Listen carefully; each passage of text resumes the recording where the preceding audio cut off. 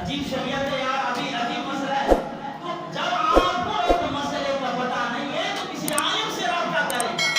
وہ جناب مقتدیوں سمیت وہ شاگرد پہ میرا سامنے آ گیا، استاد سے کیوں نہیں تھے خدا مجبور کر دے، جب انہوں نے بول دیا کہ اے مولوی صاحب نے بتا نہیں سکتا بس کیوں تھا، ابھی کیا مسئلہ بتاؤ گے آپ اس کو، کیا سمجھاؤ گے آپ اس کو؟ تو جناب یہ جو جنازہ کے اندر دعا ہے یہ عام ہے، میت کے لیے خاص نہیں ہے، آپ ہر وقت یہ دعا کر سکتے ہیں، لیکن پھر میت جو مری ہے اس کے لیے کوئی خاص دعا کا بھی تو سبب بنایا جائے نا۔ اب میرے آقا جنازہ بھی پڑھ رہے ہیں اور اس میت کے لیے خاص دعا بھی فرما رہے ہیں۔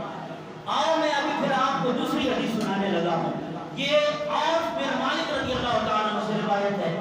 یہ حدیث مسلم شریف میں بھی موجود ہے، جلد نمبر 2 صفحہ نمبر 311، اور ابن ماجہ صفحہ نمبر 109، اور مشکاۃ شریف صفحہ نمبر 145 پر یہ حدیث مبارکہ موجود ہے۔ کہ یہ حدیث میں لکھا لا، آپ کو کیا پتا کہ یہ حدیث میں لکھا لا؟